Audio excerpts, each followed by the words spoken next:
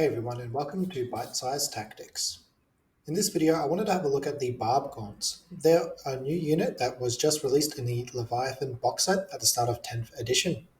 Their profile is overall very standard and basic for Tyranid models. They've got a 6-inch movement, which is quite standard, a toughness of 4, which is quite basic if you look at Space Marine infantry, but somewhat decent when you look at Tyranid infantry. They've got a save of 4+, which is average at best, 2 wounds per model, which is quite good, a leadership of 8+, which is standard for Tyranid units, an OC of 1, which is also quite standard for infantry units, and this unit consists of either 5 or 10 models. This unit will cost 60 points for a 5-man squad or 120 points for a 10-man squad. The only keyword you need to know about the Barbgaunts is the infantry keyword, and this may be important for some abilities and stratagems throughout the game. The Barbgaunts have their own ability called Disruption Bombardment. Basically, this means after this unit shoots, you choose one infantry unit that was hit by this unit's attacks, and until the end of your opponent's next turn, that unit is -2 to its movement, advance, and its charge rolls. Now looking at their weaponry, they have the Barb Launcher. Now this has the Blast and the Heavy abilities attached, and it can be okay against some light infantry units. It has D6 attacks, hits on 4+, maybe 3s if you stand still, a strength of 5, no AP, and does 1 damage. So again, this might do some damage to some light infantry squads, but it won't do too much to anything else, if anything at all. In close combat, they have the Chitinous Claws and Teeth, so this is not a great weapon at all, and you're basically just going to scratch up some light infantry models with hitting on 4s, 1 attack each, strength 4, no AP, and only 1 damage. The Barbgaunts have several weaknesses. The first of all is that it isn't a very durable unit, and its profile is very basic. So with a toughness of 4, 2 wounds per model, but only a 4+ armor save, they probably won't be staying around for too long if you leave them out in the open. And because of that, most or all weapons will probably injure or defeat this unit over time.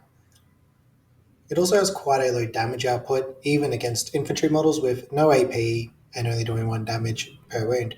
So you might get rid of some very light infantry units from Guardsmen or Battle Sisters, but when it comes to Space Marines, Adeptus Custodes, probably nothing will eventuate from those attacks. It's horrible in combat as well, so you obviously don't want them to be bunkered down by a close combat unit. And it's not good in large units, which might sound a bit strange, but we'll come to that in a second. And it also doesn't have the Synapse keyword. Now for their strengths, they've got quite a good ability. The Disruption Bombardment is very unique, and it can be utilized quite well in the game. So this unit is also quite good at harassing enemy units as well, and can be quite annoying for the opponent to deal with. And you could also use this unit to hold down your backline and then shoot enemy models in the middle, as well as stopping any deep strike threats or strategic reserves coming in, and also holding your home objective. Because it's not a massive damage threat, you could use this unit to do actions for secondary points if you have no targets within range or any visible targets that the Disruption Bombardment would be useful on. The Barbgaunts have a very simple mission play. This unit's purpose is to shoot combat threats that you don't want getting near your army, so that you can charge them first or then have an extra round of shooting at them. An added bonus would be if this unit can score you some secondary points on the off chance that you're in the right place at the right time, or you just don't have a good option to shoot at with them. So some helpful units would be Venomphropes, Zoanthropes, and the Psychophage. So the Venomphropes would give this unit the benefit of cover and also the stealth ability. The Zoanthropes will give them a 6+ invulnerable save, and the Psychophage will give this unit a 6+ feel no pain, but you must be within 6 inches of all these models to gain those benefits. So for my verdict, this is a very unique but can be quite a good utility piece for the army, especially because Tyranids love being in close combat, but sometimes you just don't want them to be charged by close combat efficient units, such as Angron from the World Eaters, the Lion, Terminators, and so on and so forth.